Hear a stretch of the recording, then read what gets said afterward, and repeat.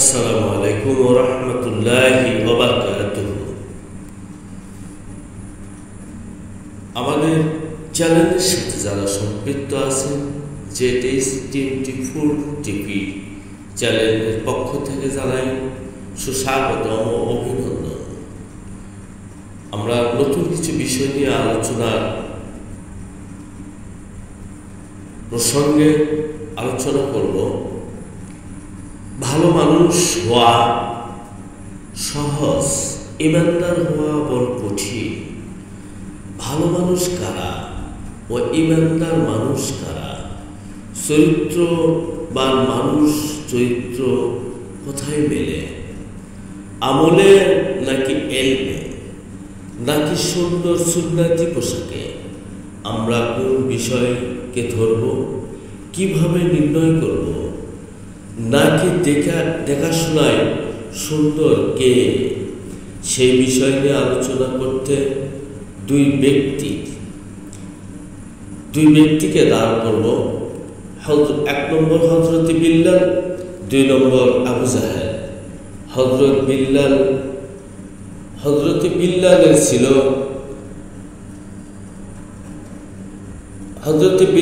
না ছিল ভালো পোশাক, না ছিল সুন্দর কণ্ঠ। হযরত বিল্লাল সর্বসময় থাকতো খালি গায়ে, অথচ সবচেয়ে ভালো মানুষ, সবচেয়ে ইমানদার ছিল, কারণ হৃদয় ভরা ছিল রাসূলের মহব্বত বেশি। অথচ রাসূলের মহব্বতের নাম ঈমান। যার যত মহব্বত বেশি তার তত ঈমান। পৃথিবীর সমস্ত ইবাদত দ্বারা ইমানদার হওয়া যায় না। রাসূল পাক সাল্লাল্লাহু আলাইহি সাল্লামের মহব্বত না থাকলে আমরা রাসূল সাল্লাল্লাহু আলাইহি সাল্লামের ভালোবাসা ছেড়ে দিয়েছি বলে ইমানদার চিনতে ভুলে গিয়েছি। দুই নম্বর, আবু জেহেলের বিষয় নিয়ে সবাই কিন্তু ঘৃণা করি। ভালো করে যদি ভাবেন,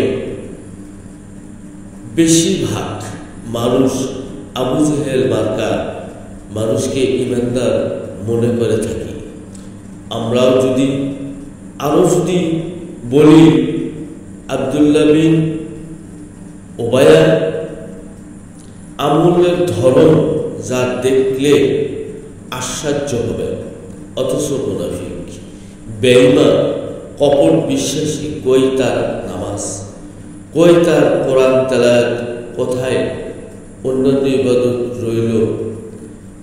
ইবাদত হইল শেষে মুনাফিক। আমরা সর্বপ্রথমে যেসব আলোচনা বিষয় প্রসঙ্গে কথা বললাম, সবগুলোই কিন্তু হাদিস সুন্নাহ দ্বারা প্রমাণিত। যদি ভালো করে চেষ্টা করে আপনারা বোঝার চেষ্টা করেন, মনোযোগ সহকারে যদি জানেন, অবশ্যই আমাদের চ্যানেলটিকে অবশ্যই কমেন্ট করে আমাদের সাথে থাকবেন এবং লাইক দিবেন। আমরা পরবর্তীতে আরো সুন্দর করে ভালো করে আলোচনা করে কোরআন হাদিস থেকে প্রমাণ করব যে আসলে ভালো মানুষ বা সহজ সুন্দর মানুষ বা ইমানদার মানুষ হওয়া বড় কঠিন। কারণ আল্লাহ সুবহানাহু ওয়া তাআলা কোরআনুল কারীমের মধ্যে বলে দিয়েছে, আন-নাবিয়্যু আওলা বিল মুমিনিন মিন আনফুসিহিম। মুমিন যারা হবে তাদের জীবনের চাইতে বেশি নিকটে ভাববে নবী পাক সাল্লাল্লাহু আলাইহি ওয়াসাল্লামকে। নবী পাক সাল্লাল্লাহু আলাইহি সাল্লামকে যদি মহব্বত আমরা না করি, ভালো যদি না বাসতে পারি, তাহলে আমরা কখনোই ইমানদার হইতে পারবো না। আল্লাহ রাসূলের মহব্বত ভালোবাসা যদি আমাদের মধ্যে থাকে, তাহলে আমাদের দাম আল্লাহর কাছে মূল্যবান হবে, আমাদের রোজা আল্লাহর কাছে মূল্যবান হবে, আমাদের নামাজ আল্লাহর কাছে মূল্যবান হবে, আমাদের যত প্রকারের ইবাদত, হজ, যাকাত, সদকা জারিয়া যত কিছু করে না কেন, আল্লাহর কাছে কবুল হওয়ার একমাত্রই পন্থা রাসূলের মহব্বত।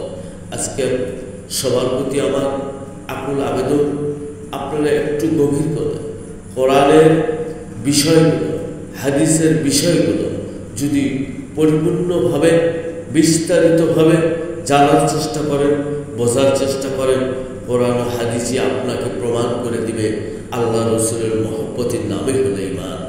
হাদিসও আছে, কোরআনও আছে, আমরা সেগুলো ভালো করে জানব এবং বোঝার চেষ্টা করব।